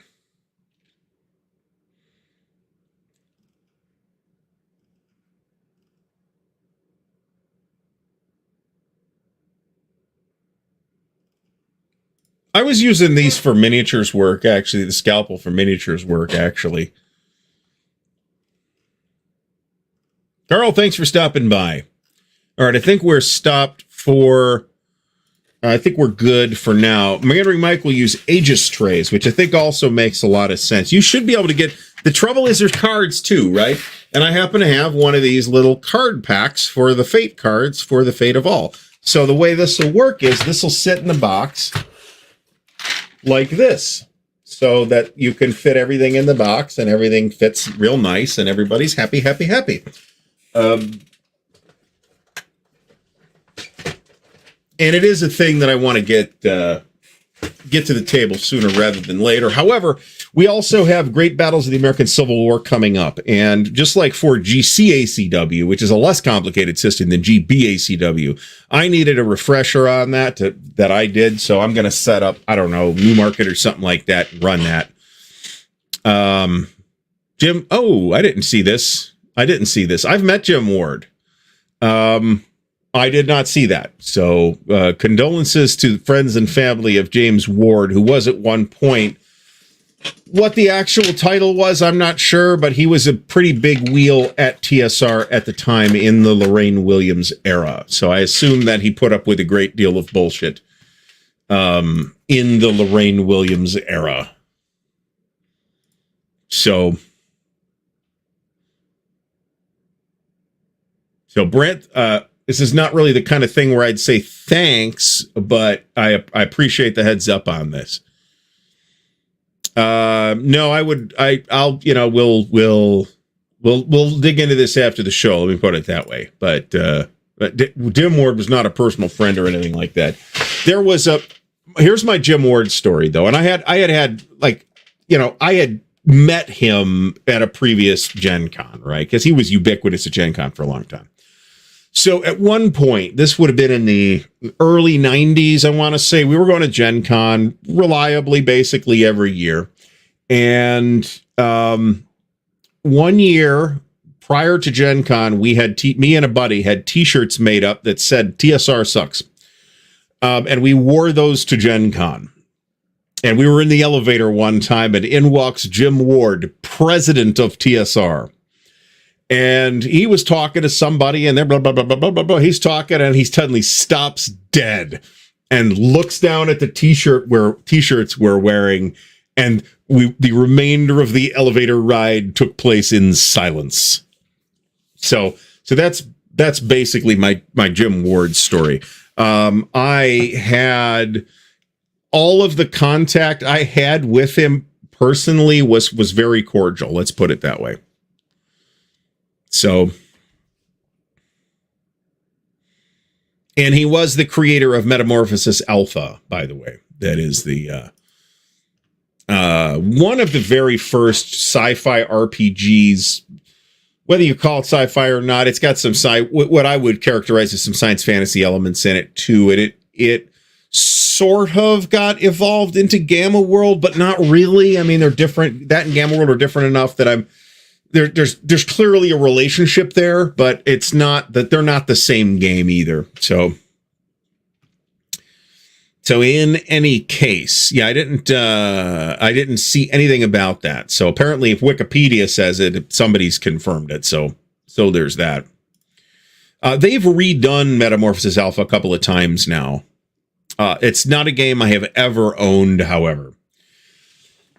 So when it comes to, let's say you're going to a convention and you're bringing a game because you're playing that game. Do you bring other games, or do you just assume that if any other game that you might have the opportunity to play is already going to be there? Are you assuming that? Do you pack multiple games, some of which you don't know if you're going to play or not, or just the things that you know you're going to play? Yeah, the Starship Warden. That was the starship for Metamorphosis. So Metamorphosis Alpha it's an RPG set on a generation ship where they've forgotten that they're a generation ship. Let me put it that way. So for the world is hollow and I have touched the sky type of deal, or universe type of deal if you want to make the Heinlein reference instead. So same deal of it but then built into the backstory in Gamma World of at least one of the Gamma World editions, they do talk about the Starship Warden. Ooh, Stegler, I will be super duper interested in hearing about your experience if you should make it to Concept World Expo, since it's an event that I appear to be in no danger of going to anytime soon. Would it be great? Sure. I'm sure I would have an amazing time. However, there's just too many other events that I'm already committed to, and it's not at the top of the list for a variety of reasons, none of which are that I don't think I'll have a good time or I hate anybody or any of that. It's just that it's a week-long event, so it's very expensive just because it's long. It's also expensive because it is at an expensive site. It's 2/3 of the way across the country, so driving is not an option unless I want to take an additional week off of work, and I don't. So it just seems like it's difficult it's a difficult trip to arrange for all those reasons. I'm positive that I would have a fine time if I went. Stacking Limit is going to Origins this year. Fantastic. Obviously, you know where I'll be, so be sure to stop by. So, oh, there you go. And John Madison also going to be at Origins and will be there at Concept World Expo. You guys probably should make it to Concept World Expo. And John, it's not that far from you. You could drive there. It'd be a drive. It'd be a day drive, basically. No, this is, if you didn't see it, the GURPS Traveler t-shirt. I have 2 Traveler t-shirts, one of which is this Traveler t-shirt. And if Mark Miller, that is, offered additional Traveler t-shirts, I would surely have bought them. The other one I have is actually a Traveler New Era t-shirt that I bought from GDW back when Traveler New Era was the thing. And that is in a closet somewhere because the ink was starting to wear off, and I didn't want to, I actually want to like put it in a frame and put it on the wall at some point. So, well, this is even better, John. Then you don't have to deal with that site. You can do this, yeah. You can do this. I like dice, right? I don't even like RPGs that use playing cards, but so they were supposed to come up with GURPS was like the working title, Generic Universal Role-Playing System. That was the working title that they had in mind when they were developing it, and they said, well, obviously this won't be the title we release it as, which is just the working title. And they never came up with anything better. So it's kind of hard to see. It's one of those invisible communities. There's a decent GURPS population floating about. There's good support for it from the fan base, not from Steve Jackson. Steve Jackson hasn't done or Steve Jackson Games, I should say. I don't want to pin this on Steve personally. Steve Jackson Games hasn't done squat to promote GURPS in quite a long time. This is not a totally ridiculous drive for me, believe it or not. Chickamauga is probably 9 hours from here, I would say. I'm guessing, that's a guess, but that's probably 8-9 hours, something like that. So I would bet that would be great. I can't have something like that here in Ohio, because I guess we could find some place that John Hunt Morgan hit up by Toledo, but that it's not quite as charming as at Chickamauga or Gettysburg or whatever, right? So Stack Academy is in Montreal or near Montreal, in the Montreal metropolitan area. Anyway, I can verify that. And if you are,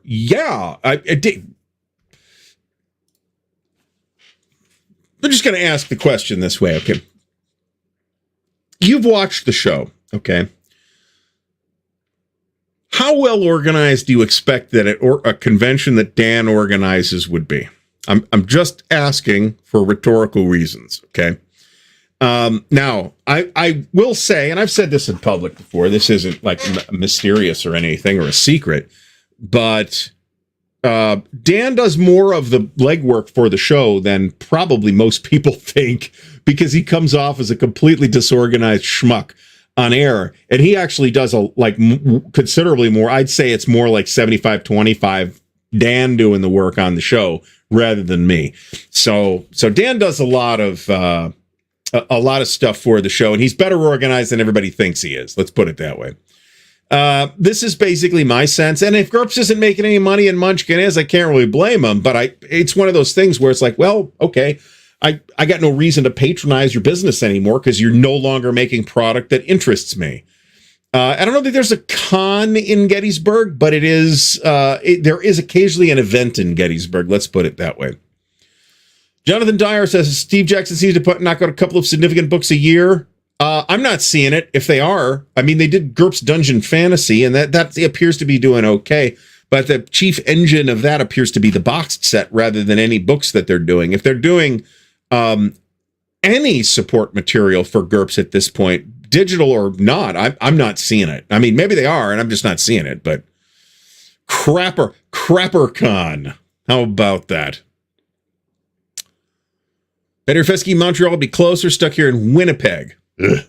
Well, you do have,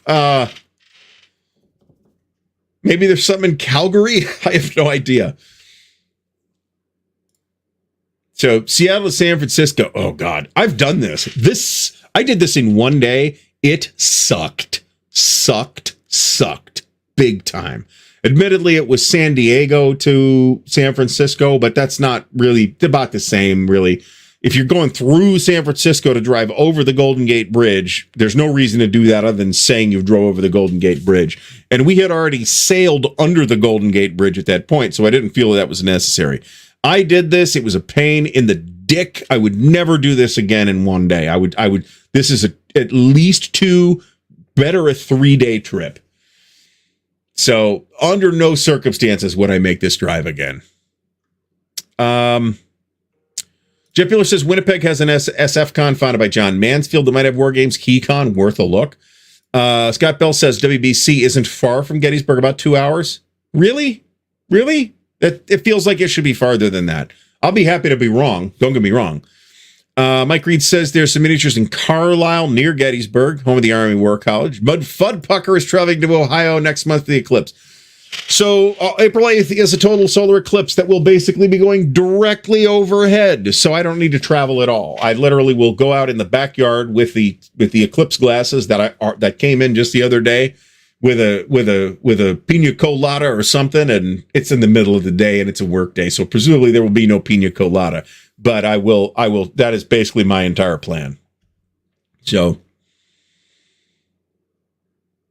Historicon is, so this is one of those miniatures events that's run by the same group, the HMGS group, Historical Miniatures Gaming Society. And they do several events, at least one of which is in Pennsylvania. And I think it is Historicon, but there's a couple more elsewhere too. So I might be mixing something that up. Probably not a terrible idea for me to take the day off, to be completely honest about it. So Scott, I'm not sure you're that far off, even if you're off. I just feels like more than 2 hours because I've driven across Pennsylvania from the border to all the way to Philly, and that's like 8 hours right there. So that's why I don't want to go to Lancaster, despite the fact that there's a couple of different conventions in there that I would be interested in going to. But Lancaster's like 7 hours away, and that's a bit more of a project to do the drive, right? It's not undrivable by any means. It's just a little more of a project that I got to like plan a day to make the drive. Hexy, thanks for stopping by. This is not a terrible idea. I should get some promotional video out of this, actually. So Mike Reed, HMGS all over. Historicon is in Lancaster. So TravelerCon is also in Lancaster. And I'd love to go. But for some reason, at least last year, the hotel was very expensive. And I was like, what's going on? But I forget when it is during the year, but like too many of the conventions that I would otherwise be interested in going to are clustered in the first half of the year, which makes it very difficult to make that swing. Clark Commando 1983, Mark, thanks for stopping by. Much appreciated. Hope you're feeling okay today. Hope also that the thing that Mo did with Uwe Valentin from Sound of Drums Games on Saturday, I hope that went well as well. I did stop in like a couple of times briefly, but I had other stuff going on, so I was not able to like hang around. I have no idea. I have no idea.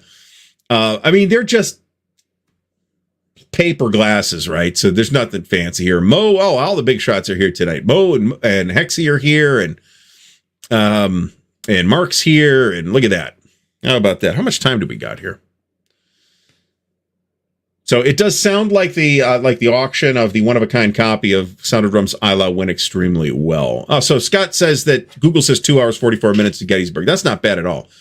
So Eric, thanks so much for the support. It is much appreciated. And again, I got to emphasize, I'm going to keep saying this. You're probably going to get some of this next week too, just FYI. It would not have been possible without your support, right? Without the support of all the folks that use that affiliate link to buy stuff from Noble Knight. Hopefully it was stuff they were going to buy anyway, but if not, thank you even more. And it piled up enough that I was able to blow $935 on a copy of Campaign for North Africa. Free shipping.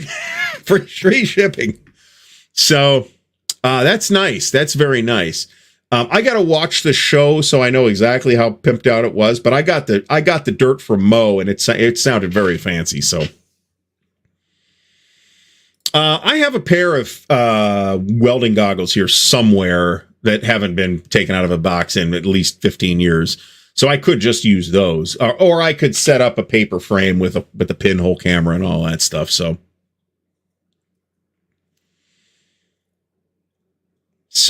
I didn't notice Mo. So you were audible when I was in there, but I was only in there for a couple of minutes, to be honest. The wife has some relatives coming into town that are going to stay with us in a few weeks. And so a bunch of stuff has to be prepared for that. So, so let me put it this way. You should, in fact, go get Eclipse glasses rather than using welding goggles. And it's not that welding goggles won't work. It's that welding goggles aren't intended for this and aren't rated for this. The Eclipse goggles are. The Eclipse goggles are cheap. I got a 5-pack for like $8 on Amazon. I would not. Well, so you can get the goggles. I wouldn't use the glass either, unless you happen to have it, in which case that's great. But I mean, most I wouldn't assume that welding goggles or welding glass are necessarily rated for this unless you're a welder and you know. Then by all means, go right ahead. So I've got to. I'm going to move the. Exactly where these are going, I don't know. I've already got Sorcerer and Battlefleet Mars up on the top because they don't fit here anymore. Because this came, I'll show this off. I think I mentioned it last week. So one of the very difficult things to get in the Great Battles of the American Civil War system from SPI is this, Jackson and Corinth. It's 2 games in one 2-inch box, and they're about average size games for the series, not counting Terrible Swift Sword or whatever. And we've got a Jackson at the Crossroads is Cross Keys in Port Republic, and it's Joe Reiser design, development by Bruce Maxwell. Battle of Corinth is designed by Richard Berg, who of course is the series originator, and was developed by Eric Lee Smith. This typically goes for about $200. Okay, now this is a punched copy, but it is in pretty good shape. The plastic tray inside is pretty yellow, but I have a replacement. It's in pretty good shape, and it was $65. I got it on eBay. That is an unbeatable deal. And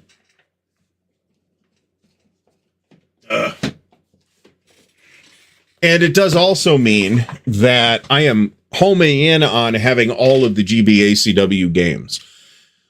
What I am missing are the 3 post-SPI magazine games. Horse Soldiers, Pleasant Hill, and there's a third one that I'm missing, and Rebel Sabers.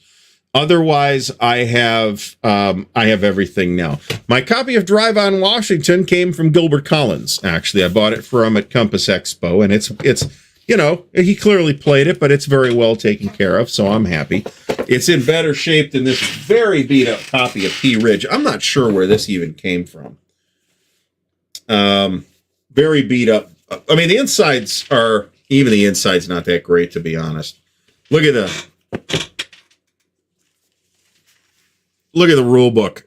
It is not in great shape. So maybe a replacement copy of P Ridge is in order here. So there is a GBACW P Ridge from GMT, current GBACW P Ridge coming. There's going to be a box of Trans-Mississippi Battles. Stigler can touch on this a little more. It is Baton Rouge. Thank you, Joe Perez. I don't have the boxed Stonewall, but I have the magazine version. Nice. So, Jeff Beeler, this is a fantastic idea. I have both books already, so I don't need it. What I don't have, though, there are some Traveler pieces that I don't have. I'm not sure what that is. I would like to think it's a coffee stain. I don't have Book 8 Robots, and I don't have all of the little black books, okay? Of books 1 through 8, or 0 through 8, if you like, the only one I am missing is Book 8 Robots.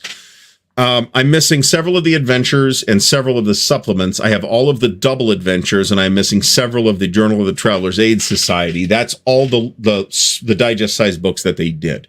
For Classic Traveler, they also did in 8.5 by 11 format. They did the Alien books and a handful of other things, plus a few boxed things. So they did the Alien modules, of which I think there were 7 or 8. They did Atlas of the Imperium. They did the Spinward Marches campaign, and they did Alien Archive. I'm getting the name wrong. There's a book of Alien Adventures that they did.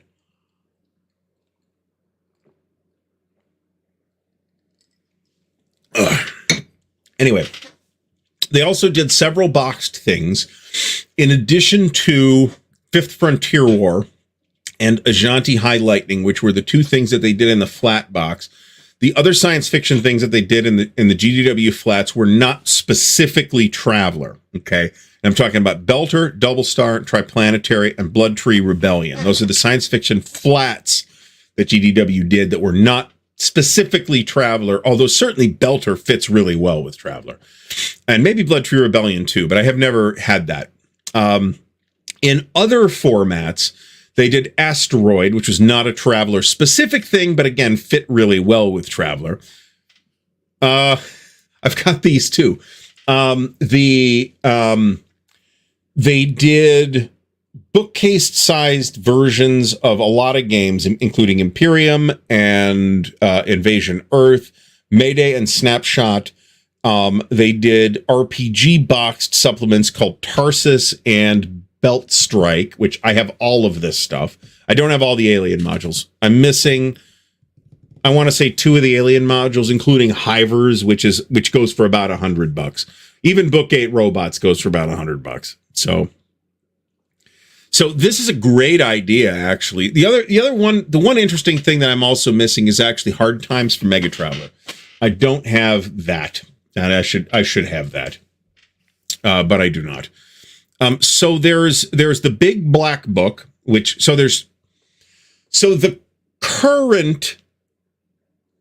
there's two current editions of Traveler out right now. Ooh, you just got a BSOD, Alistair. Sorry about that. Yeah, I probably will pick this up at some point, actually.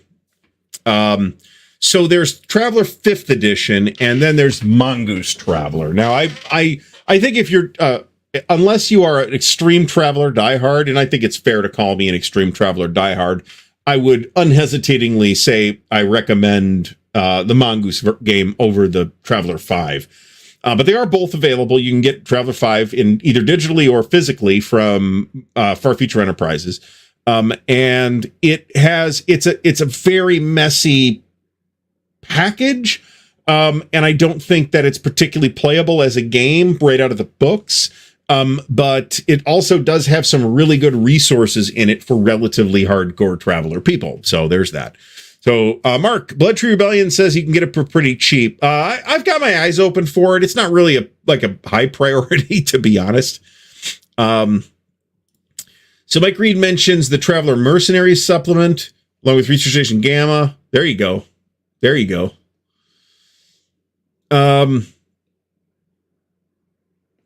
You can get, Sorag is a third-party book, I want to say, from Game Lords. Might not be Game Lords. Might have been Paranoia Press. Somebody like that. It wasn't FOSSA, I could tell you that. I have several issues of High Passage. I don't have them all, but I have a couple of them. FOSSA, the originators of Shadowrun and Earthdawn and Battletech and other stuff that people have probably heard of, got their start doing third-party Traveler stuff. So I feel like folks who feel this way, who feel like Traveler got overcomplicated at one point, they're right. But Mongoose Traveler has brought the game system back kind of closer to kind of a middle ground between Classic and Mega Travelers, vaguely how I would describe it, with some updated things as well. Scouts and Assassins makes me think of Paranoia Press. I've got a lot of the Game Lords third-party product and a decent amount of the FOSSA third-party product. I'm not sure I have much from Paranoia Press. I've got I think all of the Judges Guild third-party stuff for Traveler, actually. And it's trash. It's trash. So I've even got one of the Games Workshop third-party items from Traveler. The answer to this, John, is yes. Mark is still doing stuff. Farfuture.net. Is Mark's store page, or if you buy stuff from Drive-Thru, that's Traveler, Mark's getting a cut of that. Mark doesn't do like a high volume of product for 5th T5, as we call it. But there's a couple things a year will come out, typically in either print on demand or strictly digital. Either a couple adventures, just been a couple of supplements, some deck plans and things like that. But I mean, if you're talking about Traveler, like mainline Traveler, meaning Classic Traveler, Mega Traveler, we skip New Era, we skip GURPS Traveler, we skip D20 Traveler, we skip Hero Traveler. So from Mega Traveler, we proceed directly to T4, and then we go to the two Mongoose Travelers. All of those have a very high degree of intercompatibility. So you're really not going to have a lot of trouble using something that was developed for Classic Traveler in 1979 with Mongoose Traveler 2nd edition. You're really not. You might have, if you're talking about characters, you might have to do some tweaks because the current system will tend to give your characters more skills than the old system had. But other than that, you're fine. Scott Bell, thanks for stopping by. So I guess we'll talk. We did. Our first RuneQuest game was actually scheduled for 2 weeks ago, and 2 weeks from last Friday, and I was not doing okay that particular day. And so maybe I don't think I was nervous. I mean, it didn't feel like it was nerves. But I started feeling ill the same way this past Friday, and I'm like, fuck it, I'm not canceling it again. So we didn't cancel it again. We did some finishing touches for character creation, and then got about an hour and a half of play in. And I'm feeling like our optimal period, time session length is probably somewhere between 2 and 3 hours. The one Games Workshop book that I know that I have offhand is they might have done a book of ships too, is a book of character sheets, actually. John Stanley, thanks for stopping by. Mongoose is reprinting. I'm not quite sure this is quite accurate, but I will also point out that you can now, I see where this is coming from though. So you can now buy digital copies of Classic and Mega Traveler, and maybe more stuff's coming, I'm not sure, off of the Mongoose website and not just Dive Through RPG. So would I consider a live chat on Traveler? Absolutely. I've considered that in the past. I probably could even get Mark to come on if I made enough of a nuisance of myself. So, are we over time here? No, we're not quite over time. No, folks, I think we are going to start wrapping it up here. So, I do have shorts coming out this week. I got all that scheduled today. As I mentioned earlier, I think we are going to just cancel the chit show with Dan tomorrow because Dan's got to work. If we find ourselves in this situation again the following week, I'm going to say, Dan, we're doing it on Wednesday instead. Because I'm not willing to miss another week. So I may have a video up for you in lieu of that chit show tomorrow. But in the meantime, it's just going to be shorts all week. But we do have an unboxing on Thursday, which will be the latest issue of S&T. It's got Battles of Andrew Jackson in it. That's actually a pretty interesting looking game. And then there you go. Good info here. At the hot dog truck. He's working at the place where you clean up after the hot dog truck. Let's put it that way. And I'll have to do a video on this, but I don't know that you're going to see the video tomorrow. What I'd like to get done for tomorrow is I have to edit it, but it shouldn't be too hard, is the OCS interview that I did with Chip Saltzman and Tony Burkett at Winterfest. That is coming, and I got to get that done, so this sounds like a good week to get that done. You might not see it tomorrow, but you'll probably see it this week. That sounds like an absolutely horrific career decision to me. Mark, we will see. We're not doing that. I'll be in touch on this. I expect the game to show up on Wednesday, and then we can do our little thing on Wednesday night, and then I will edit it, and then I'll release it on probably Friday is probably the target. But that's probably what is happening. So the funny thing is that right now, I'm going to explain this. There are 101 people, according to StreamYard, there are 101 people watching this show live on Twitter, in which case, all I can say is thank you, Twitter people, for watching on Twitter. I appreciate this. It's some kind of change to the Twitter algorithm where they've decided that they're going to put a higher priority on live content, which is something that you've been able to do for a while. So I'm not on Twitter right now. I'm doing a show, so I can't really tell what's going on. But it appears that we should. Oh, there you go. Yeah, you should totally do that, Mike. So I want to do I guess anybody with an ounce of sense could figure out what's going on here. And even though I'm being coy and Mark's being coy, I want to get Mark to do a designer assistant unboxing with me for Rebel Fury, which ought to be here in the next couple of days. So I'm sure everyone would love that. Let me close with this. I did a short on this, but just on the off chance not everybody saw the short, I had a bunch of people reach out. Every time I've done this, I've had several people reach out to me. And this past time, it was like more people reach out to me and say, hey, bringing the designer in on an unboxing video. That's a genius idea. You're a genius, Gary. And I'm like, no, John Butterfield had this. This was John Butterfield's idea. I'm just doing it. I'm just doing what John says. So it is a brilliant idea. It's a genius idea, and it's all John Butterfield's idea, and I'm taking it and running the shit out of it with it. So I will keep doing that as long as designers continue to be able to be bullied into doing it with me. So we have, oh, nice. Somebody asked me why, we might go another couple of minutes here. I'm going to pull something up here. Give me one moment, because I didn't have this ready to go, because that would require preparation. I do prepare for this show, believe it or not.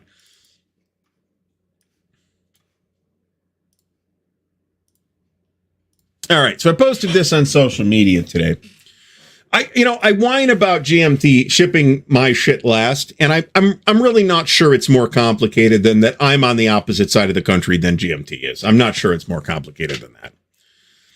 So the thing was Campaign for North Africa, because that happened on Thursday. When that came up and like everything appeared to be gonna happen, I was quite nervous about that. I was in the office. I like punched it in on the phone, and I like had to go have a cigarette after I did that, because I'm like, man, this is like 2.5 times as expensive as anything I've ever bought for gaming. Even though it wasn't cash, it was still made me very nervous. So this is the current library. This does count things that are incoming, which is a number of things other than Campaign for North Africa, which normally it doesn't count. But I kind of wanted to see what the numbers would look like once the 10 things that are coming in are in. So, yes, it was CNA. So, yeah, I mean, it's shtick, right? I'm not really mad. It's not like I don't have enough stuff to do. We'll be fine. This you might be, God. If it's not in the original shrink wrap, folks, then I'm not sure you want to go into that box. I'm just saying. So we'll notice that GMT is 18% of the Ardwulf library at this time. Now, there are a pretty small number of non-wargames that are not counted here, and I'm not counting any expansions.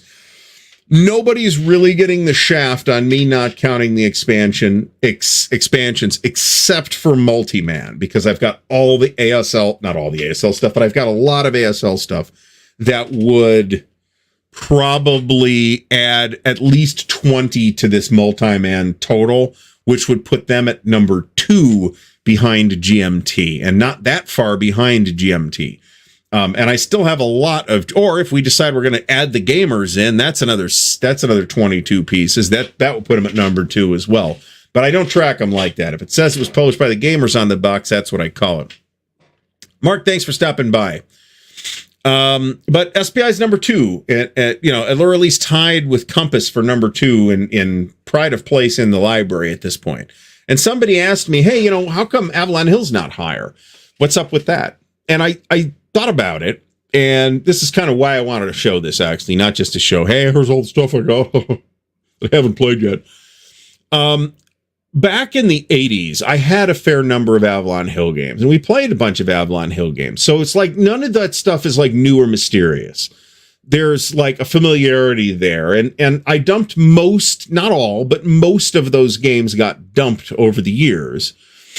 And while I have reacquired a few of them, there are a lot that I haven't reacquired, whereas most of the SPI games I have acquired over the last, say, 5 years are games that I did not own before. In some cases, I had played them, like War in Europe, but I had never owned War in Europe before. So they do ship overseas stuff first, but I think that's because they're all putting it on one giant container, I think. Exactly. I mean, I might whine about it, but don't take that seriously at all. I got plenty of stuff to do with or without GMT's latest arrival on my desk at that exact moment or not. So I got more pre-orders through GMT than anybody else by a considerable margin. I've got, what do I got pre-ordering happening? I might have a pre-order item with Decision. That'd be the Over the Rhine. I've got several things with MMP, and I've got probably 15 things with GMT. But some of that stuff's not going to be out for years, right? So it's not like I'm getting 20 things a year from GMT. I probably am getting 20 things a year from GMT, to be honest about it, because sometimes I will not pre-order something and then decide, hey, I need this. Like Banish All Their Fears. I passed on Banish All Their Fears, and then I started hearing about it and was talking about it. It's shtick for Jester too. At least this is, at least. And And I end up buying it anyway, right? You know, maybe I'll wait for the sale. Maybe I'll get it from Enterprise Games at Origins or order from Noble Knight or whatever. But I end up probably buying something like 10 and 15 games a year from GMT. I'm guessing. I haven't counted. It's something like that. And I probably buy 3 or 4 things from Multiman, but that's kind of close to Multiman's output for the year, right? GMT will do, safe to assume GMT is going to do at least 25 games in any given year. And I'll probably buy half of them, right? And where I'll probably buy 3/4 of MMP's output, but that's a lot less. Same deal with Compass. I'll buy a certain amount of their output, but not probably more like 25%, something like that, because they're probably doing 20 to 30 games a year now as well. So this is pretty typical. About a month later, I'll get it. Whatever, it's fine. I don't care. It's nice that MMP ties a little closer to ship date than the charge date and the ship date are a little closer together, but I don't really care, right? It is unconventional. That's actually why I bought it. I'm very interested in exploring that command system. So, I have, a decent chunk of Avalon Hill, but like, I don't know about half, but about 1/4 of it is Great Campaigns of the American Civil War. So there's that. All right, folks, we are over time at this point by a few minutes. I got to get the dog out and do other end of the evening stuff. So I appreciate everybody coming out tonight. So all 235 of you, I appreciate it greatly. And I did get this note from UPS. That's how I know that there is something on the way from GMT. So there'll be a couple more videos this week, so stay tuned for that stuff. We continue to be active elsewhere. Everything else is proceeding as it should, and I'm very happy. I want to again emphasize the thank you for the support people coming out week in and week out, people who have used the affiliate link, people who are patrons or whatever. Thank you so much for that support. It has enabled me to score this amazing Grail game that I will gush over when it arrives. We'll see if it shows up tomorrow. It shows up. They require a signature for this package, by the way. So if it shows up tomorrow, you'll see a video on it probably sooner rather than later. But you'll probably continue to see video on it as well. But yeah, you're going to see video on that. So anyway, folks, everybody have a great rest of the night. I want to once again thank everybody for coming out. Like the video, thumbs up the video, and subscribe to the channel if you haven't done so already. Big shout out and thanks to the very supportive sponsors of the Counter Clipping Show, Noble Knight Games. Thank you, Noble Knight. Everybody else have a great night, and we'll see you all again soon.